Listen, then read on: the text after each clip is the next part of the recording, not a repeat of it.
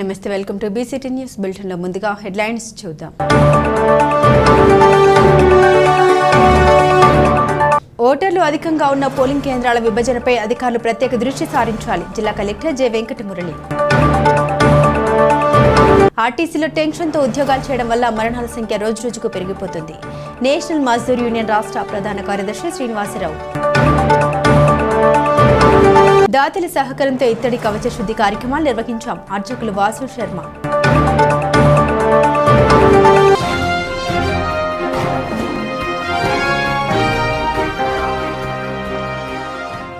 ప్రతి పేదవాడికి ఉండడానికి ఇల్లు, కట్టుకోవడానికి బట్ట, తినడానికి తిండి ఉండాలన్న ఉద్దేశంతో పుట్టిన పార్టీ తెలుగుదేశం పార్టీ అని రాష్ట్ర రెవెన్యూ, రిజిస్ట్రేషన్ మరియు స్టాంప్ శాఖ మంత్రి అనగాని సత్యప్రసాద్ పేర్కొన్నారు. శాసనసభలో పేదలకు 150 గజాల ఇళ్ల స్థలాల క్రమబద్ధీకరణపై చర్చించారు. డబ్బు ఉన్న వారికి స్థలాలు ఆక్రమించిన వారికి చేయమంటే ఎట్టి పరిస్థితుల్లో చేయమని తెలిపారు. అధ్యక్ష, భూమి అనేది ఒక ఎమోషన్, ఒక అటాచ్మెంట్, భవిష్యత్తు గురించి ఆలోచన పెట్టే ఒక ఇది సార్. తల్లి మన భూమాత అంటాం, భూతల్లి అంటాం. అట్లనే ఇళ్ల పట్టాలు కూడా అధ్యక్ష అందరికీ కూడా ఒక హక్కుగా భావిస్తారు. అది వాళ్ళు సొంతంగా ఉంటే బాగుంటుంది చెప్పే ఆలోచనతోనే పేద ప్రజలు చాలా దాని మీద ఆశ పెట్టుకుంటారు అధ్యక్ష. అయితే అధ్యక్ష, ముందుగా గౌరవ బొండా ఉమ్మగా చెప్పినట్టయితే గతంలో వాళ్ళు ఇచ్చారుగా మనం ఇచ్చేద్దాం అన్న టైప్లో అయితే మనం కూడా చాలా ఇబ్బందులు పడతాం అధ్యక్ష. ఆ చెప్పిన తీరు కరెక్ట్గా లేదు అధ్యక్ష. కానీ అధ్యక్ష, గౌరవ ముఖ్యమంత్రిగా చంద్రబాబు నాయుడు గారు ఎల్లప్పుడూ కూడా పేదల పక్షాలు ఉంటారు. ఎప్పుడు కూడా పేదలకి అన్ని హక్కులు ఉండాలి, ఉండటానికి ఇల్లు ఉండాలి, తినడానికి తిండి ఉండాలి. మన సిద్ధాంతం కూడా, పార్టీ సిద్ధాంతం కూడా అధ్యక్ష, తినడానికి తిండి, ఉండటానికి ఇల్లు, కట్టుకోవడానికి బట్ట ఉండాలని చెప్పే లక్ష్యంతోనే పుట్టినటువంటి పార్టీ అధ్యక్ష తెలుగుదేశం పార్టీ. ప్రతి పేదవాడికి కూడా ఉండాలని చెప్పేసి ఏదైతే సమస్యలు గత జీవోల్లో కుదరట్లేదో ఆ జీవోలన్నీ కూడా మార్చి పేదలకు మంచి జరిగే విధంగా కొత్త జీవోలు తీసుకురావాలి. ప్రతి పేదవాడికి కూడా నివాస యోగ్యత ఇల్లు కల్పించాలి లక్ష్యంతో ఎన్నో మీటింగులు రెవెన్యూ డిపార్ట్మెంట్తో పెట్టుకోవడం జరిగింది అధ్యక్ష. అలాగే అధ్యక్ష, ఏదైతే 150 గజాలు అంటే వారు చెప్పింది బేసిక్గా కాలింగ్ అటెన్షన్ పిలిచిన అధ్యక్ష 55 జీవో కోసం అధ్యక్ష, 30కి విలీనం గురించి అధ్యక్ష. అదే 55 అనేది సపరేట్ ఇది అధ్యక్ష. అది ఒక గతంలో వారు అడిగినటువంటి వాటన్ని కూడా రెగ్యులైజ్ చేసుకునేది, ఎలిమినేట్ చేసుకునే అవకాశానికి ఒక అవకాశం ఇచ్చారు అధ్యక్ష 55 జీవోలో. కానీ అప్పుడు వాళ్ళు ఉపయోగించుకోవాలి. ఎందుకంటే ప్రభుత్వాలు మారుతూ వచ్చాయి. ఎప్పటి నుంచో కూడా గత 40-50 సంవత్సరాల్లో కూడా ఇలాంటి జీవోలు చాలా వచ్చినాయి. ఎప్పటికప్పుడు సమయం మార్పిస్తూ ఉన్నాం. అలాగే ఎప్పటికప్పుడు కూడా వాటి యొక్క ఏదైతే లోపల ఉన్నటువంటి వివరణలు కానీ వారి సవరణలు కానీ మారుస్తూ వచ్చారు అధ్యక్ష. అయితే అధ్యక్ష, ఏదైతే బండ్ రెగ్యులేషన్ చెప్పారు సోదరులు, అది ఆల్రెడీ బండ్ రెగ్యులేషన్ అనేది అంటే మామూలుగా మాకు తెలుసు అధ్యక్ష, చెరువు పూర్వం ఒక అబ్జెక్షనబుల్ ల్యాండ్స్ అన్ని కూడా ఏది కూడా రిజిస్టర్ చేయకూడదు సుప్రీంకోర్టు ఆర్డర్స్ కూడా ఉన్నాయి అధ్యక్ష. అది రెవెన్యూ పరిధిలో కానీ CCLA పరిధిలో లేదు. అలాగే ఏదైతే కెనాల్ బండ్ చెప్పారో అది స్టేట్ టెక్నికల్ టీం కూడా పంపించడం జరిగింది అధ్యక్ష. గౌరవ బొండా ఉమ్మగా చెప్పినటువంటి కెనాల్ ఎంక్రోచ్మెంట్ ఇది, ఎందుకంటే అది డైరెక్ట్గా డిపార్ట్మెంట్ చేసేది కాదు అధ్యక్ష. అలాగే ఏదో CCLA గారు ట్రాన్స్ఫర్ చేశారు, అవన్నీ కూడా అధ్యక్ష ఒక ప్రణాళికబద్ధంగా వారి కోరిక మీద ట్రాన్స్ఫర్ అవుతారు తప్ప ఇది వారికి ఏదో ఫేవర్ చేయబోయారన్నది కాదు. ఏదైతే పేదవాడికి మంచి చేయాలో చాలా పారదర్శకంగా, చాలా న్యాయపరంగా వాడికి మంచి చేయాలని లక్ష్యంతోనే గౌరవ ముఖ్యమంత్రి గారు ఎల్లప్పుడు కూడా ఆలోచిస్తూ ఉంటారు అధ్యక్ష. అందుకనే 150 గజాల వరకు న్యూన్గా ఉండి పేదలున్న రెగ్యులేట్ చేసి ఉపయోగం ఉన్నది. నాకు బాగా బలం ఉందని చెప్పి అడ్డగోలుగా నేను ఆక్రమణ చేసుకొని అవి కూడా చాలా మంది చేసేటప్పుడు కొద్ది జాగ్రత్తగా ఉండాలి. పేదవాడికి మన గవర్నమెంట్ నిబంధనల ప్రకారం ఏ జీవో ఇచ్చామో వాడికి ఇబ్బంది లేకుండా అన్ని సరళతలను చేసి చేయాలి. ప్రాబ్లమ్స్ ఒకవేళ 1-2 ఉంటే, కానీ ఏదో అధికార బలం ఉందని లేకపోతే పదవులు ఉన్నాయని ఇష్టం వచ్చినట్టుగా అన్ని ఆక్యుపై చేసి రెగ్యులేట్ చేసేయమంటే అది కూడా మీరు జాగ్రత్తగా చూస్ చేయమని నా సలహా. అది thank you speaker sir, thank you minister గారు. అది కూడా రాసుకున్నాను యాక్చువల్గా అధ్యక్ష. 150 గజాల వరకు ఉచితంగా ఇచ్చే విధంగా జీవో 30 వచ్చింది అధ్యక్ష. కన్వీనియన్స్ డీడ్ కూడా ఫ్రీ ఆఫ్ కాస్ట్ అధ్యక్ష. APL, BPL ఇద్దరు కూడా ఫ్రీ ఆఫ్ కాస్ట్ ఇచ్చే విధంగా ఇస్తున్నాం అధ్యక్ష. 150 కంటే ఎక్కువ ఉన్న వాళ్ళకి APL వారికి మాత్రం కొద్దిగా రిజిస్ట్రేషన్ తీసుకుంటాం. పేదలకు 50% తగ్గింపు అధ్యక్ష. అలా మనం ఇచ్చివ్వడం జరిగింది. అలాగే పెద్దలు చెప్పినట్టుగా అధ్యక్ష, బాగా డబ్బున్న వాళ్ళకి, బలవంతులు ఉన్న వాళ్ళకి ప్రభుత్వ భూములు ఆక్రమించుకుని ఫ్రీగా చేయమంటే మాత్రం తప్పకుండా ఎట్టి బస్సులో కూడా ఏ ప్రభుత్వం కూడా దాన్ని ప్రజలు కూడా ఒప్పుకోరు అధ్యక్ష. ఎందుకంటే పేదవాడికి ఇవ్వాలన్న లక్ష్యంతోనే మేము పనిచేస్తాను తప్ప ఎవరు పడితే వాళ్ళు చేయాలని చెప్పేసి లేదు అధ్యక్ష. అలాగే అధ్యక్ష, అయితే పెద్దలు అడిగారు ముఖ్యంగా విశాఖపట్నం అధ్యక్ష. విశాఖపట్నం అధ్యక్ష, మేము ప్రభుత్వం వచ్చిన తర్వాత మేము జోనల్ మీటింగ్ పెట్టుకున్నప్పుడు విశాఖపట్నంలో గౌరవ ఎమ్మెల్యే అందరూ కూడా చాలా ఇబ్బందితో చెప్పారు. ఎందుకంటే 2015లో ఇచ్చినటువంటి డీమ్ టు బి అంటే డెల్టాస్ కన్విన్స్ చేయని చెప్పి రాసున్నది కూడా కన్విన్స్ చేయడం అవ్వలేదు అని చెప్పేసి చాలా బాధపడ్డారు అధ్యక్ష. అది గౌరవ ముఖ్యమంత్రి గారి దృష్టికి తీసుకెళ్ళాం అధ్యక్ష. ఇది డిసెంబర్ 3వ వారంలో పెట్టినటువంటి మీటింగ్ అధ్యక్ష. దాని తర్వాత మేము ఎన్నో జీవో కూడా ఇవ్వడం జరిగింది అధ్యక్ష. ఇప్పుడు అది కలెక్టరేట్లో ఉంది అధ్యక్ష. తప్పకుండా ఏదైతే కరెక్షన్స్ ఉన్నాయో అవన్నీ కూడా తీసుకుని ఈ 21వ తేదీన జేసీల మీటింగ్కి పెట్టారు అధ్యక్ష. ఇవి వీళ్ళని త్వరగా తప్పకుండా అది కూడా పరిష్కరిస్తాం అధ్యక్ష. ఏదైతే వెంకటరావు గారు చెప్పారో దాన్ని కూడా మేము తప్పకుండా క్షేత్రస్థాయిలో ఏదో చూసి దాన్ని కూడా పరిష్కరిస్తాం అధ్యక్ష. నేను చెప్పేది ఒకటే అధ్యక్ష, తప్పకుండా మీ దృష్టికి ఏమన్నా, ఎందుకంటే గణబాబు గారు ఐడియా ఇచ్చారు అధ్యక్ష, మాకు ఇక్కడ ఎమ్మెల్యే అందరూ మీటింగ్ పెట్టాలి. ఎందుకంటే జీఓఎం వేసాం అధ్యక్ష.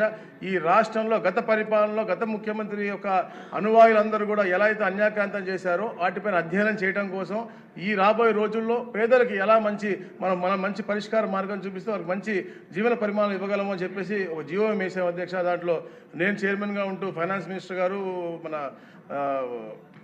మన ఎంఏయుడి మినిస్టర్ గారు, ఎండోమెంట్స్ మినిస్టర్ గారు, ఫరూక్ గారు, అలా ఇండస్ట్రీస్ మంత్రి గారు 5 కూడా సభ్యులుగా ఉన్నాం అధ్యక్ష. ఈ రోజు సాయంత్రం 3ంటికి ఆ మీటింగ్ పెట్టుకున్నాం అధ్యక్ష, ఫస్ట్ మీటింగ్. దాని తర్వాత ఎమ్మెల్యేస్తో మీటింగ్ పెట్టుకోవడం కాబట్టి మనకి రేపు అయిపోతుంది కాబట్టి కుదరట్లేదు. కాబట్టి త్వరలో ప్రతి జోన్లో కూడా ఇవి పెట్టుకుంటూ ఉంటాం. ఈ జిఓఎంలో కూడా తప్పకుండా ఏదైతే ఈ సభ్యులు చెప్పారో ఈ సవరణల గురించి కూడా మేము మాట్లాడతాం. ఎందుకంటే నేను చెప్పినట్టుగా గతంలో ఒక అవకాశం ఇచ్చింది, ఎప్పటికప్పుడు అవకాశం ఇస్తూ ఉంటుంది, ఏ ప్రభుత్వం ఇస్తుంది. 55 ఒక అవకాశం ఇచ్చింది, అప్పుడు వాళ్ళు ఉపయోగించుకోలేదు. ఎప్పటికప్పుడు మాకు ఇంకా బాగుంటుందని నాకు ఆశ ఉంటుంది. అప్పటికి ఇప్పుడు చాలా బ్రహ్మాండంగా ఇచ్చేది. తప్పకుండా వారు చెప్పినవి కూడా వాళ్ళు except objectionable lands, any unobjectionable land మీ దృష్టిలో ఉన్నా కూడా తప్పకుండా మా దృష్టికి తీసుకురండి. తప్పకుండా ఎలాగైతే వైజాగ్లో ఉన్నటువంటి సమస్యలు పంచగ్రామ ఓటర్లు అధికంగా ఉన్న పోలింగ్ కేంద్రాల విభజనపై అధికారులు ప్రత్యేక దృష్టి సారించాలని జిల్లా కలెక్టర్ జె వెంకటమురళి అన్నారు. పోలింగ్ కేంద్రాల విభజనపై రాజకీయ పార్టీల నాయకులు, ఎన్నికల అధికారులతో స్థానిక కలెక్టరేట్లో ఆయన సమావేశం నిర్వహించారు. పోలింగ్ కేంద్రాల పరిధిలో 1200కు మించి ఓటర్లు ఉండరాదనే నిబంధన ఉల్లంఘించరాదని కలెక్టర్ పేర్కొన్నారు. 1200కు పైగా ఓటర్లు ఉంటే మరొక కేంద్రాన్ని ఏర్పాటు చేయాలని ఎన్నికల కమిషన్ స్పష్టమైన ఆదేశాలు జారీ చేసిందన్నారు. ఎన్నికల కమిషన్ ఆదేశాల మేరకు పోలింగ్ కేంద్రాల విభజన ప్రక్రియకు ప్రతిపాదన సిద్ధం చేయాలన్నారు. బాపట్ల జిల్లాలో 12,91,415 మంది ఓటర్లు ఉన్నారన్నారు. అందులో 6,29,578 మంది పురుష ఓటర్లు ఉండగా 6,61,756 మంది మహిళా ఓటర్లు ఉన్నారని, మిగిలిన 81 మంది ఇతర ఓటర్లు ఉన్నారని వివరించారు. జిల్లా వ్యాప్తంగా 1,510 పోలింగ్ కేంద్రాలు ఉన్నాయన్నారు. 1,100 ఓటర్ల లోపు ఉన్న పోలింగ్ కేంద్రాలు 1,270 ఉన్నాయన్నారు. 1,101 ఓటర్లకు మించిన పోలింగ్ కేంద్రాలు జిల్లాలో 250 ఉన్నట్లు ప్రాథమికంగా గుర్తించామన్నారు. రానున్న సార్వత్రిక ఎన్నికల నాటికి ఓటర్ల సంఖ్య మరింత పెరిగే అవకాశం ఉందన్నారు. ఈ నేపథ్యంలో 1,000కి మించి ఓటర్లు ఉన్న పోలింగ్ కేంద్రాలన్నింటినీ గుర్తించి విభజించడానికి ప్రణాళికలు రూపొందించాలన్నారు. అలాగే 2 కిలోమీటర్లకు మించి పోలింగ్ కేంద్రం ఓటర్లకు దూరంగా ఉండరాదన్నారు. వాటిపై ప్రత్యేక దృష్టి సారించాలన్నారు. ఎన్నికల కమిషన్ మార్గదర్శకాలను అనుసరిస్తూ ఎన్నికల అధికారులు బాధ్యతతో విధులు నిర్వర్తించాల్సి ఉందన్నారు. రాజకీయ పార్టీల నాయకులతో ప్రతి నెల నియోజకవర్గం, జిల్లా స్థాయిలో సమావేశాలు నిర్వహించాలన్నారు. ఓటర్ల నుండి వచ్చిన దరఖాస్తులను అధికారులు తక్షణమే పరిశీలించి వాటికి పరిష్కారం చూపాలని కలెక్టర్ ఆదేశించారు. ఓటు హక్కు కొరకు జనవరి నుండి ఇప్పటి వరకు 2,399 దరఖాస్తులు రాగా 382 పెండింగ్లో ఉన్నాయన్నారు. దరఖాస్తులను ఎప్పటికప్పుడు పరిష్కరించాలని అధికారులను ఆయన ఆదేశించారు. అధికారులు స్పృహతో పనిచేయాలని హెచ్చరించారు. జిల్లాలో 319 ఓటర్లు విదేశాల్లో ఉంటున్నారని తెలిపారు. 2,187 మంది వీఐపీ ఓటర్లు ఉండగా దివ్యాంగ ఓటర్లు 14,551 మంది ఉన్నారని తెలిపారు. 4,532 మంది సర్వీస్ ఓటర్లు ఉన్నారని వివరించారు. ప్రతి ఓటర్కు ఆధార్ అనుసంధానం చేయాలన్నారు. ఆధార్ అనుసంధానంలో 1.92 లక్షల ఓట్లు పెండింగ్లో ఉన్నాయని తెలిపారు. తక్షణమే పూర్తి చేయడానికి అధికారులు చర్యలు తీసుకోవాలన్నారు. BLOలకు శిక్షణ కార్యక్రమాలు నిర్వహించాలని సూచించారు. ఈ సమావేశంలో జిల్లా రెవెన్యూ అధికారి జి గంగాధర్ గౌడ్, EROలు, AEROలు, ఎన్నికల విభాగ పర్యవేక్షకులు షేక్ షఫీ, బీజేపీ నాయకులు రామకృష్ణ, CPM నాయకులు గంగయ్య, కాంగ్రెస్ పార్టీ నాయకులు డి రవికుమార్, ఆమ్ ఆద్మీ పార్టీ నాయకులు బాలాజీ, బీఎస్పీ నాయకులు కోటేశ్వరరావు, టీడీపీ నాయకులు షేక్ గౌస్ బాషా, వైసీపీ నాయకులు అయ్యు మాల్యాద్రి, జనసేన నాయకులు శివనారాయణ తదితరులు పాల్గొన్నారు. ఏదైతే polling stations by electors details అని చెప్పి నోట్స్లో రెడీ చేసి పెట్టారో, బహుశా మీ దగ్గర అందరి దగ్గర కూడా ఉంటుంది, పొలిటికల్ పార్టీస్ దగ్గర అందరి దగ్గర. సో ఇప్పుడే ఆ పోలింగ్ స్టేషన్స్లో 1,400 దాటిన పోలింగ్ స్టేషన్స్ 15 ఉన్నాయి. అవి రేపల్లెలో 2 ఉన్నాయి, బాపట్లలో 4, అద్దంకిలో 6, చీరాలలో 3. 1,300 దాటినవి 26 ఉన్నాయి. అవి కూడా ఎక్సెప్ట్ వేమూరు అన్ని చోట్ల ఉన్నాయి. అట్లానే 1,200 దాటినవి కూడా 60 ఉన్నాయి. అట్లానే 1100 దాటినవి కూడా 139 ఉన్నాయి. మనము అసలు 1000 అనేదే టార్గెట్ పెట్టుకుందాం. పల్లెలు తగ్గితే దెర్ ఈజ్ నో ప్రాబ్లం. తగ్గితే మనకి 800 ఉన్నా పర్లేదు, 700 ఉన్నా పర్లేదు, 600 ఉన్నా దెర్ ఈజ్ నో ఇష్యూ. సాఫీగా వస్తారు, వేసుకుంటారు, ఓట్లు వెళ్ళిపోతారు. ఒకవేళ అర్బన్లో మైగ్రేషన్స్ పెరగడం వల్ల, అర్బన్లో ఎక్కువ కావడం వల్ల, లేదా ఏజ్ అటైన్ అయిన వాళ్ళు, పిల్లలు, యూత్ వాళ్ళు రావడం వల్ల నంబర్ పెరిగితే క్రౌడ్ అవుతుంది ఆ పోలింగ్ స్టేషన్లో. ఆ పోలింగ్ స్టేషన్లో పోల్ మేనేజ్మెంట్ కూడా కష్టమవుతుంది, గందరగోళంగా ఉంటుంది. కాబట్టి మనం రాబోయే 4 ఇయర్స్ని ప్రొజెక్షన్ని మనం మైండ్లో పెట్టుకొని మనం 1000కి కన్ఫర్మ్ అవుదాం. కరెక్టేనా అండి పొలిటికల్ పార్టీస్? ఓకే. సో 1000ని పెట్టుకొని 1000 కన్నా ఎక్కువ ఉన్నవన్నీ రేషనలైజేషన్ చేద్దాం. నెక్స్ట్ పోలింగ్ స్టేషన్ని ప్రపోజ్ చేసుకుందాం. ఏ రోజుల్లోకి కరెక్ట్గా ఉండాలనే చేస్తాం అంతే. కాబట్టి మనం ఈ సిస్టంలో వెళ్ళిపోదాం. This is my instructions with regard to this point. అది ముప్పు గ్రామం గొళ్ళకమ్మ ప్రాజెక్ట్ అయితే వాళ్ళు బయటికి తరలించారు కొన్ని కాలనీస్. అయితే పోలింగ్ స్టేషన్ వచ్చేసి దేనుకొండ మెయిన్ విలేజ్లోనే దాన్ని మార్చాలని అక్కడ చాలా కాలంగా అది ఆల్రెడీ సబ్మర్జ్డ్. దేనుకొండ మన అద్దంకి ఈఆర్ఓ, అద్దంకి ఏఈఆర్ఓ మండల్ మీదేనా అది చూసుకొని దాన్ని జస్టిఫై ఆయన చెప్పేది జస్టిఫైడ్ అన్నప్పుడు లెట్ us మూవ్ దట్. ఆరోగ్యానికి శాకాహారం దివ్య ఔషధమని, ఎటువంటి అనారోగ్యం కలగదని ధ్యాన మాస్టర్ ఎస్ మునిబాబు అన్నారు. కర్లపాలెం గణపవరం రోడ్లోని గురువాణి ధ్యాన కేంద్రం 5వ వార్షిక వేడుకలు ఘనంగా నిర్వహించారు. ధ్యాన కేంద్రం నుండి ఐలాండ్ సెంటర్, పాతనందయపాలెం జాతీయ రహదారి మీదుగా లంకా ఛానల్ వరకు శాకాహార ర్యాలీ నిర్వహించారు. ఈ సందర్భంగా మునిబాబు మాట్లాడారు. మనం ఆరోగ్యంగా ఆనందంగా ఉండాలన్నా, ఆధ్యాత్మికంగా అత్యున్నత స్థాయికి ఎదగాలన్నా శాకాహారం మంచిదన్నారు. ఈ కార్యక్రమంలో నిర్వాహకులు కూడం చంద్రశేఖర్, లీలాకుమారి, ధ్యాన మాస్టర్లు రాజేశ్వరరావు, శంకర్రావు తదితరులు పాల్గొన్నారు. महाकरुण सहकार रैली के महाकरुण सहकार रैली के रक्षिताम रक्षिताम साम्राज्याన్ని रक्षिताम रक्षिताम रक्षिताम साम्राज्याన్ని रक्षिताम कापाडदाम कापाडदाम साम्राज्याన్ని कापाडदाम ज्ञान गुरु ब्रह्मर्षि पत्री जी की ज्ञान गुरु ब्रह्मर्षि पत्री जी की जय बोलो पितामह ब्रह्मर्षि पत्री जी की जय बोलो पितामह ब्रह्मर्षि पत्री जी की ज्ञान जगत के శాకాహార జగత్ కే శాకాహార జగత్ కే. అంటే కర్లపాలెం గ్రామంలో మనకి 5వ సంవత్సరం వార్షికోత్సవం సందర్భంగా శాకాహార ర్యాలీ జరుగుతుంది. ఇక్కడ అద్భుతంగా పొద్దున ధ్యానం 5 గంటల నుంచి 10 గంటల వరకు ధ్యానము, స్వాధ్యాయం, సజ్జన సాంగత్యము, మధ్యాహ్నం అన్నప్రసాదం ముగించుకొని శాకాహార ర్యాలీ స్టార్ట్ అయింది. ఈ కర్లపాలెం బజారు మొత్తం ర్యాలీ చేసుకుంటూ ప్రతి ఒక్కరు కూడా శాకాహారులు కావాలే, శాకాహారమే తీసుకోవాలి, అహింసో పరమో ధర్మ, హింస అన్నది భూమి మీద ఉండకూడదని పితామహ బ్రహ్మర్షి సుభాష్ పత్రిజీ గారు తీసుకున్న నిర్ణయానికి అందరూ కట్టుబడి ప్రతి ఒక్కరూ ఆరోగ్యంగా, ఆనందంగా, జ్ఞానవంతంగా, సంతృప్తిగా, హాయిగా జీవించాలంటే ప్రథమం శాకాహారం, ధ్యానం. మాంసాహారాన్ని వీడాలి, హింసని వదలాలి, హంసని పట్టుకోవాలి అన్నారు గురుగారు. జై అహింసా జగత్కి, జై అహింసా జగత్కి. దాతల సహకారంతో ధ్వజస్తంభంకు ఇత్తడి కవచ శుద్ధి కార్యక్రమాలు నిర్వహించామని శివాలయం అర్చకులు వాసు శర్మ అన్నారు. కర్లపాలెం అగ్రహారంలోని శ్రీ గంగా గౌరి సమేత బద్రి కేదారేశ్వర స్వామి శివాలయంలో ధ్వజస్తంభంకు ఇత్తడి కవచాలు శుద్ధి కార్యక్రమం నిర్వహించారు. ఈ సందర్భంగా గణపతి పూజ, మండపారాధన, రుద్రాభిషేకం, పుణ్యహావచనం, గణపతి నవగ్రహ, రుద్ర హోమాలు నిర్వహించారు. ఈ కార్యక్రమంలో పవన్ శర్మ, తూనుగుంట రామ్మోహన్ రావు, పానుగంటి హరినాథ బాబు, కృష్ణమూర్తి, భరత్, మంత్రి నాగవర్మరాజు, ఉప్పి నరసింహారావు తదితరులు పాల్గొన్నారు. పాద్యం సమర్పయామి.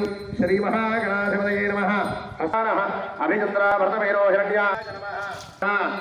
స్వాహా యారాయ స్వాహా ఉదారాయ స్వాహా. బాపట్ల జిల్లా కర్లపాలెం మండలంలో కర్లపాలెం గ్రామంలో అగ్రహారంలో ఉన్నటువంటి విష్ణు ఆదిత్య గణపతి అంబికా సహిత శ్రీ గంగా గురి సమేత బద్రి కేదారేశ్వర స్వామి దేవాలయంలో ధ్వజస్తంభం శుద్ధి చేయించి ఈరోజు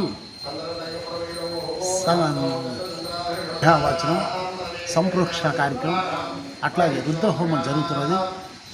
ఈ కార్యక్రమానికి భక్తులు భక్తి శ్రద్ధలతో విరాళాలు సమర్పించి దానికి మూలమైనటువంటి శ్రీ హర్నాథ్ బాబు గారు, పానుగంటి హర్నాథ్ బాబు గారు మరియు రామ్మోహన్ రావు, తూలుగుంట రామ్మోహన్ రావు గారు, పూర్ణ లక్ష్మీ గారి సహకారంతో గ్రామస్తులందరినీ తిరిగి విరాళాలు సేకరించి ఈ కార్యక్రమాన్ని చేపట్టాము. ఇది చాలా భక్తి శ్రద్ధలతో ఈ కార్యక్రమానికి అందరూ ఇతోధిక సహాయ సహకారాలు అందించి ఈ కార్యక్రమం దిగ్విజయంగా చేయించారు. వారి అందరికీ శ్రీ గంగాగుడి సమేత బద్రీ కేదారేశ్వర స్వామి ఆశీస్సులు ఉండాలని కోరుకుంటూ ప్రశాంత వాతావరణంలో 10వ తరగతి పరీక్షలు జరుగుతూ ఉన్నాయని జిల్లా విద్యాశాఖ అధికారి పురుషోత్తం పేర్కొన్నారు. కర్లపాలెం మండలం చింతాయపాలెం హైస్కూల్ సందర్శించి పరీక్ష కేంద్రాన్ని పరిశీలించారు. ఈ సందర్భంగా పురుషోత్తం మాట్లాడారు. ఈ కార్యక్రమంలో డీఓ వెంట ప్రసాదరావు ఉన్నారు. ఎగ్జామినేషన్ సెంటర్ విజిట్లో భాగంగా ఈరోజు చింతాయపాలెం సెంటర్ కూడా విజిట్ చేయడం జరిగింది. ఇక్కడ ఎగ్జామినేషన్స్ అయితే పర్ఫెక్ట్గా జరుగుతున్నాయి. నేను నాతో పాటు ఇంకా మిగిలిన ఆఫీసర్స్ కూడా సెంటర్స్ని విజిట్ చేయడం జరిగింది. అన్నీ కూడా చక్కగానే అందరూ ప్రశాంత వాతావరణంలో పరీక్షలు రాస్తున్నారు. సో మిగిలిన సెంటర్లో కూడా ఎక్కడ కూడా అన్ని చోట్ల ప్రశాంతంగా పరీక్షలు జరిగేటట్లు చీఫ్ సూపరింటెండెంట్లు, departmental officers and other supervising personnel చర్యలు తీసుకోవాలి. ఎక్కడ ఎలాంటి అవాంఛనీయ సంఘటనలు జరిగినా కూడా ఎవరిని కూడా స్పేర్ చేయమని చెప్పి మరోసారి ఈ ఛానల్ మూలంగా మేము అందరూ కూడా తెలియజేస్తున్నాం. గుర్తు తెలియని మృతదేహం కర్లపాలెం పంచాయతీ పరిధిలోని మన గ్రోమోర్ శ్మశాన వాటిక సమీపంలో పంట కాలువ పక్కన పడి ఉందని ఎస్ఐ రవీంద్ర తెలిపారు. చుట్టుపక్కల వారి సమాచారంతో సిబ్బందితో వెళ్లి మృతదేహాన్ని పరిశీలించామన్నారు. మృతునికి 30 సంవత్సరాలలోపు వయసు ఉంటుందన్నారు. గ్రామ బీఆర్ఓ అమలున్నా ఖాన్ శవ పంచనామా నిర్వహించగా కేసు నమోదు చేసి పోస్టుమార్టం నిమిత్తం మృతదేహాన్ని బాపట్ల ఏరియా వైద్యశాలకు తరలించామని ఎస్ఐ రవీంద్ర తెలిపారు. కేసు నమోదు చేసి దర్యాప్తు చేస్తున్నట్లు వివరించారు. ఆర్టీసీలో టెన్షన్తో ఉద్యోగాలు చేయడం వల్ల మరణాల సంఖ్య రోజురోజుకు పెరిగిపోతుంది. నేషనల్ మజ్దూర్ యూనియన్ రాష్ట్ర ప్రధాన కార్యదర్శి శ్రీనివాసరావు అన్నారు. బాపట్ల పట్టణంలోని హోటల్ గౌతమి ఫంక్షన్ హాల్లో నేషనల్ మజ్దూర్ యూనియన్ సభ్యులకు శిక్షణా తరగతులు ప్రారంభించారు. ఆర్టీసీని ప్రభుత్వంలో చేర్చిన వల్ల గతంలో ఉన్న బెనిఫిట్స్ అన్ని కోల్పోవాల్సి వచ్చిందని ఈ సందర్భంగా ఆయన పేర్కొన్నారు. గతంలో డ్రైవింగ్ వచ్చి లైసెన్స్ ఉన్న వారికి ఉద్యోగాలు ఇచ్చారని, సీనియారిటీని బట్టి ప్రమోషన్ కోసం వెళితే డిగ్రీ అడుగుతున్నారని, డిగ్రీలు ఎక్కడ తీసుకురావాలని ప్రశ్నించారు. ప్రమోషన్ రాకపోవడం వల్ల చాలా నష్టపోవాల్సి వస్తుందని పేర్కొన్నారు. దీని వలన గత 3 సంవత్సరాలుగా పదవి విరమణ పొందిన వారికి 2 ఇంక్రిమెంట్స్ నష్టపోయారని తెలిపారు. వెంటనే ప్రమోషన్స్ ఇచ్చి ఆదుకోవాలని డిమాండ్ చేశారు. ఈ కార్యక్రమంలో రాష్ట్ర ఉపాధ్యక్షులు శ్రీనివాసరాజు, రాష్ట్ర కార్యదర్శి పూర్ణచంద్రరావు, జోడల్ కార్యదర్శి లుక్స్నన్, జిల్లా అధ్యక్షులు రామ్మోహన్ రావు, జిల్లా కార్యదర్శి టి శ్రీనివాసరావు, బాపట్ల జిల్లా మజ్దూర్ యూనియన్ నాయకులు, సభ్యులు తదితరులు పాల్గొన్నారు. ఏపీఎస్ఆర్టీసీ నుంచి ఏపీపీటీడీలోకి వచ్చిన తర్వాత అధికారులు ప్రభుత్వం నుంచి కొన్ని సర్క్యులర్స్ విషయంలో గందరగోళం సృష్టిస్తూ మరి సిబ్బందిలో అశాంతి, అసంతృప్తి, టెన్షన్స్తో డ్యూటీ చేసే పరిస్థితుల వల్ల గతంతో పోలిస్తే మరణాల సంఖ్య కూడా ఆర్టీసీ సిబ్బంది పెరగడం జరిగింది. ఆ దృష్టిలో పెట్టుకొని అసలు సంస్థలో ఏ రూల్స్ ఉన్నాయి, ప్రభుత్వంలోకి వచ్చిన ఏ రూల్స్ మాకు అమలు చేస్తున్నారనే దాని మీద ట్రైనింగ్ ఇవ్వాలనే ఉద్దేశంతో వాళ్ళకి శిక్షణా సభలు ఏర్పాటు చేయడం. ఉదాహరణకు ఒక డ్రైవర్గా నేను రిక్రూట్ అయ్యేటప్పుడు ఏ చదువు లేకుండా రిక్రూట్మెంట్ డ్రైవర్ తీసుకుంటాను. ఇవాళ నాకేమైనా సీనియారిటీ ప్రకారం ప్రమోషన్ రావాలంటే, డిగ్రీ కావాలంటే నాకు ఎక్కడ వస్తుంది? ఒక డిగ్రీ సంపాదించగలనా, ఇచ్చేయగలనా? రిక్రూట్ ఏమిటయింది? ఆర్టీసీ రూల్స్, ప్రభుత్వ రూల్స్ కాబట్టి నీకు ఎలిజిబుల్ కాదంటే ఎంతవరకు న్యాయం? ప్రభుత్వ రూల్స్ ఏవైతే ఉన్నాయో ఆర్టీసీని ప్రభుత్వం తీసుకోండి, పాత సర్వీస్ రూల్స్ ప్రకారం మాకు కంటిన్యూ చేయడం ద్వారా ఈ ప్రమోషన్స్ కానీ మిగతా వాటిలో కానీ సర్వీస్ రూల్స్ యాజ్ ఇట్ ఈస్గా ఉండే విధంగా చేయాలనేది మా ప్రధానమైన విజ్ఞప్తి. ఏపీఎస్ఆర్టీసీలో ఉన్నటువంటి పనిష్మెంట్స్ విధానం ఏ డిపార్ట్మెంట్లో కూడా లేవు. ప్రభుత్వ ఉద్యోగులు, మేము ప్రభుత్వ ఉద్యోగులమే, వాళ్ళకు ఉన్నటువంటి సిస్టమ్స్ మా దగ్గర అమలు చేయట్లా. అలాగని పాత మా దగ్గర ఉన్నటువంటి ఏ కేసుకు ఏ రకమైనటువంటి పనిష్మెంట్ ఉండాలని స్పష్టమైనటువంటి నంబర్ 19 సర్క్యులర్ ఇచ్చి ఇదే వీసీఎన్ ఎండీ గారు కానీ ఉన్నతాధికారులు కానీ దాన్ని అమలు చేస్తారంటే కింద స్థాయి కొంతమంది డిపో మేనేజర్లు అమలు చేయకపోవడం వల్ల, అన్యాయంగా సస్పెన్షన్లో రిమూవల్, ఇంక్రిమెంట్స్ తీసుకోవడం వల్ల సిబ్బంది ఆర్థికంగా ఇబ్బంది పడడం ఒకటో, కుటుంబం కూడా చాలా ఇబ్బంది పడే పరిస్థితి నుంచి ఇవాళ ఈ మేనేజ్మెంట్ ముందుకు రావాలని మాత్రం మీ అందరూ సర్టిఫికేట్ చేస్తాం. దాదాపు 3 సంవత్సరాల ప్రమోషన్స్ లేవు. అదేమంటే సర్వీస్ రూల్స్ అని చెప్పి గవర్నమెంట్ పంపేమంటున్నారు తప్ప అది రాలేదు. ఇవాళ ప్రమోషన్ వస్తే 2 ఇంక్రిమెంట్లు కలిసి రిటైర్ అవ్వాల్సినటువంటి వ్యక్తి 3 సంవత్సరాల నుంచి రిటైర్ అయినటువంటి ప్రతి ఒక్కరికి కూడా ఒక ఇంక్రిమెంట్ కూడా కలవకుండా రిటైర్ అయిపోతే ఎంత నష్టం? పెన్షన్లో కానీ మిగతా ఎంత నష్టమో దయచేసి ఆలోచించండి. ఆ సమస్య తీవ్రమైన సమస్య. తక్షణ ప్రమోషన్స్ క్లియర్ చేయాలి. ఇవాళ ఏదైతే నైట్ అవుట్ అలవెన్స్ మన ఈ ప్రభుత్వం క్లియర్ చేసింది 150 అని పెట్టింది. ప్రభుత్వ ఉద్యోగులకు టీఏ కింద 300 రూపాయలు, 450 రూపాయలు ఉంది. దాన్ని మార్చాలని కూడా ఈ సందర్భంగా విజ్ఞప్తి చేస్తున్నాం. ప్రభుత్వ ఉద్యోగులకు ఓపీఎస్ ఉంది. మేము కొత్తగా జాయిన్ అవ్వలేదు. మేము ఇంతకుముందు దాదాపు 25-30 సంవత్సరాల నుంచి పనిచేసిన వాళ్ళని. అప్పుడు జాయిన్ అయిన ప్రభుత్వ ఉద్యోగులకు సంబంధించినటువంటి ఓపీఎస్ అమలు అవుతుంది. మేము కోరుకునేది ఈ చిన్న చిన్న పెన్షన్ వీటి వల్ల రిటైర్ అయిన తర్వాత కుటుంబాలు ఇబ్బంది పడుతున్నాయి కాబట్టి ఓపీఎస్ అనేది ఏర్పాటు చేయండి అని ఇవాళ ప్రభుత్వాన్ని విజ్ఞప్తి చేస్తున్నాం. మేనేజ్మెంట్కి తక్షణం ఆ స్కీమ్ ఓల్డ్ పెన్షన్ స్కీమ్ మాకు అమలు అవ్వలేదుగా విజ్ఞప్తి చేస్తున్నాం. ఇవాళ ఆర్టీసీ డ్రైవర్ కండక్టర్లో ఎమర్జెన్సీ సర్వీస్ మాది 24 hours తిరుగుతూ ఉంటాం. మాకు ఈహెచ్ఎస్ అని పెట్టి ఆ ఈహెచ్ఎస్ వల్ల ఎక్కడికి వెళ్ళినా ఏ హాస్పిటల్లో కూడా మాకు ఇబ్బంది కలుగుతుంది కాబట్టి అసలు తీసుకోవట్లేదు. దీనికి అది లేదంటున్నారు, ఈ జబ్బుకు లేదంటున్నారు. మేము అంత చదువుకున్న వాళ్ళం కాదు, సిస్టంలో చూసి ఏ హాస్పిటల్కి ఏ జబ్బు ఉంది, ఏ హాస్పిటల్కి ఈహెచ్ఎస్ ఉందని తెలుసుకోలేనటువంటి వ్యక్తులు మేము కాబట్టి పోలీసు వాళ్ళకి ఎవరైతే ఎమర్జెన్సీ సర్వీస్ కింద ప్రత్యేకమైన వైద్య సదుపాయాలు ఉన్నాయో ఆ జీవో ప్రకారం ప్రభుత్వ ఉద్యోగులు మాకు కూడా ప్రత్యేకమైనటువంటి వైద్య సదుపాయం కల్పించాలని విజ్ఞప్తి చేస్తున్నాం. ఆ సమస్య కూడా పరిష్కారం కావాలి. చిన్న చిన్న తప్పులకి సస్పెన్షన్ రిమూవల్ అనే పదం నుంచి ఇవాళ మోటివేట్ చేసే విధంగా దిశగా ఈ ఆర్టీసీ అధికారులు ముందుకెళ్లాలని కూడా విజ్ఞప్తి చేస్తున్నాం. ముఖ్యంగా ప్రయాణికులకు అవసరమైన బస్సులు, కొత్త బస్సులు కొనుగోలు చేయాలి. విద్యుత్ బస్సు 1,20,20 లక్షలు. విద్యుత్ బస్సులు మేము వ్యతిరేకం కాదు. విద్యుత్ బస్సులు ఏపీఎస్ఆర్టీసీ తీసుకుని నడిపితే ఆటోమేటిక్గా కమిట్మెంట్గా చేస్తారు సిబ్బంది, బాధ్యత ఉంటుంది. అదే ప్రైవేట్ డ్రైవర్స్ అయితే బాధ్యత అంతగా ఉండకపోవడం మూలంగా ప్రయాణికులకు ఇబ్బంది, సంస్థ కూడా నష్టం. కాబట్టి ఏపీఎస్ఆర్టీసీ ద్వారా కానీ విద్యుత్ బస్సులు నడిచే విధంగా ఈ ప్రభుత్వం చొరవ తీసుకోవాలని కూడా మీ ద్వారా విజ్ఞప్తి చేస్తూ ఇప్పుడు నాయకులకు ఎలా ఉండాలి, నాయకత్వ లక్షణాలు ఏంటి, అదేవిధంగా ఉన్నటువంటి రూల్స్ ఏంటి, రెగ్యులేషన్ ఏంటి అనేది ఇవాళ ఈ సెక్షన్లో మరి సంపూర్ణంగా ఉదయం నుంచి సాయంత్రం దాకా మరి ఫుల్ఫిల్గా శిక్షణ కార్యక్రమం నిర్వర్తించడంలో అందరు కార్యకర్తలు పార్టిసిపేట్ చేసినందుకు వారికి అభినందనలు తెలియపరుస్తూ మట్టి కుండలు వంట కోసం మంచినీటిని ఉంచడానికి ఉపయోగపడతాయి. మట్టి కుండలు ఉపయోగించడం వల్ల ఆరోగ్యానికి, వాతావరణంకు మేలు కలుగుతుంది. వేసవి వచ్చిందంటే ధనికులు, పేదవారు కుండల వైపు మగ్గు చూపుతుంటారు. బంక మట్టితో తయారు చేసే కుండలు చెలపాడు, చిత్తూరు, కలకత్తా వంటి ప్రాంతాల్లో మాత్రమే తయారు చేస్తారు. అక్కడి నుండి కుండలను తీసుకొచ్చి అమ్ముతూ ఉంటారు. ఈ కుండలకు వేసవి కాలంలో బాగా గిరాకీ ఉంటుంది. కుండలకు సీజన్ బట్టి, సైజును బట్టి రేటు నిర్ణయిస్తారు. మట్టి కుండలో నీరు చల్లగా, తాజాగా ఉంటాయి. మట్టి కుండలో నీరు తాగడం వల్ల శరీరానికి రోగనిరోధక శక్తి పెరుగుతోందని, జలుబు, దగ్గు, ఆస్మాతో బాధపడే వాళ్ళు కుండలోని నీళ్లు తాగడం వల్ల ఆ సమస్యల నుండి బయటపడవచ్చని నిపుణులు చెబుతున్నారు. మట్టి కుండలు ఆహారం ఉడికినప్పుడు ఆహారం యొక్క సహజ pH సమతుల్యతను కాపాడటంలో సహాయపడతాయి. దీన్ని సురక్షితంగా, ఆరోగ్యకరమైన స్థాయిలో ఉంచుతాయి. మట్టి కుండల్లో వంట చేయడం వల్ల ఆహారం ఎక్కువగా ఉడకడం లేదా కాల్చడం నిరోధించడంలో సహాయపడుతుంది. ఇది pH బ్యాలెన్స్ను కూడా ప్రభావితం చేస్తుంది. మట్టి కుండలు, ఇతర పాత్రలు అన్ని సహజ ఉత్పత్తులతో తయారు చేయబడ్డాయి. అవి స్థిరమైన ఎంపిక. వేడి వాతావరణంలో బంకమట్టి నేల నుండి తేమను గ్రహించి నెమ్మదిగా విడుదల చేస్తుంది. మూలాలను చల్లగా ఉంచడానికి, వీటిని ఎండిపోకుండా నిరోధించడానికి సహాయపడుతుంది. చల్లని వాతావరణంలో మట్టి కుండ యొక్క పోరస్ గోడలు మట్టిని ఇన్సులేట్ చేస్తాయి. గట్టి ఉష్ణోగ్రతల నుండి మూలాలను కాపాడతాయి. మట్టి కుండలు వంటగదికి సరైన ఎంపిక. మట్టి కుండలు పర్యావరణ అనుకూలమైన మాత్రమే కాకుండా ఆహారాన్ని వండడానికి, నిల్వ చేయడానికి అనేక ప్రయోజనాలు అందిస్తాయి. మట్టి యొక్క పూర్వ స్వభావం నెమ్మదిగా, సమానంగా వేడి చేయడానికి అనుమతిస్తుంది. ఇది ఆహారం యొక్క సహజ రుచులు, పోషకాలు నిలుపుకోవడానికి సహాయపడతాయి. మట్టి కుండలు అనేక సంస్కృతుల్లో దశాబ్దాలుగా ఆహారాన్ని నిల్వ చేయడానికి, వండటానికి ఉపయోగించబడ్డాయి. సహజమైన బంక మట్టితో తయారు చేయబడ్డాయి. పూర్తి పర్యావరణ అనుకూలమైన, స్థిరమైన జీవన విధానం గడిపే వారికి ఇవి ఒక ప్రసిద్ధి. ప్రపంచవ్యాప్తంగా అనేక సంస్కృతుల్లో దశాబ్దాలుగా మట్టి కుండలు ఉపయోగిస్తున్నారు. పురాతన కాలం నాటి మట్టి కుండలు వాడకాన్ని నియోలిథి యుగం నుండి గుర్తించవచ్చు. ఆ సమయంలో వాటిని ఆహారం నిల్వ చేయడానికి మరియు వండడానికి ఉపయోగించేవారు. గ్రీస్, రోమ్ వంటి పురాతన నాగరికతల్లో వీటిని సాధారణంగా ఉపయోగించారు. అక్కడ వాటిని వంటకాలు, సూప్లు, బ్రెడ్ వంటి సాంప్రదాయ వంటకాలను తయారు చేయడానికి ఉపయోగించారని పురావస్తు శాఖ వారు పేర్కొంటున్నారు. అనేక ప్రాచీన సంస్కృతుల్లో మట్టి కుండల్ని విలువైన ఆస్తిగా భావించేవారు. తరచుగా తరం నుండి తరానికి పంపేవారు. వాటిని నైపుణ్యం కలిగిన చేతి వృత్తుల వారు మాత్రమే తయారు చేసేవారు. బంకమట్టిని వాటి ఉపయోగాన్ని బట్టి వివిధ రకాల ఆకారాలను మరియు పరిణామాల్లో తయారు చేసేవారు. కొన్ని సంస్కృతుల్లో కుండలను సంక్లిష్టమైన డిజైన్ల నమూనా అలంకరింపజేసేవారు. ఇవి క్రియాత్మకంగా ఉండడమే కాకుండా కళాఖండాలుగా కూడా ఉండేవి.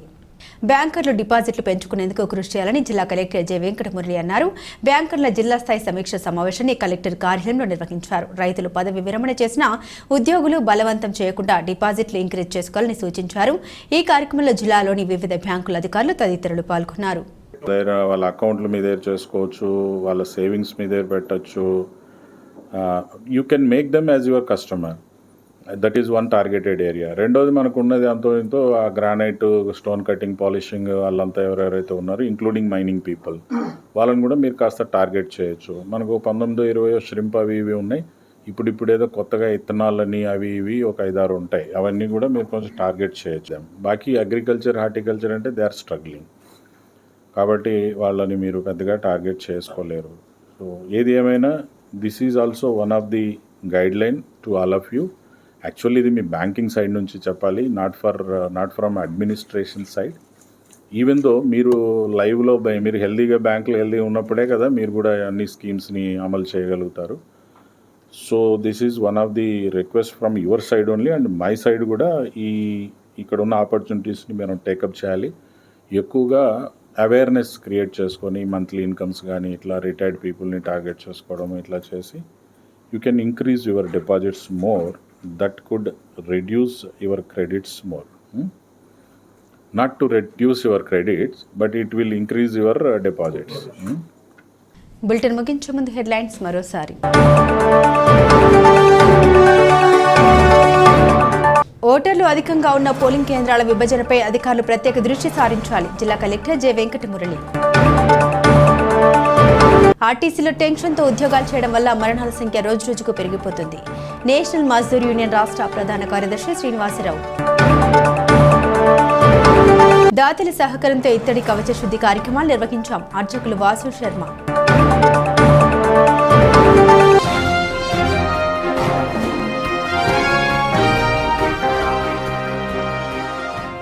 ఇవి బులెటిన్ అప్డేట్స్. మరిన్ని అప్డేట్స్ కోసం చూస్తూనే ఉండండి బీ6 న్యూస్.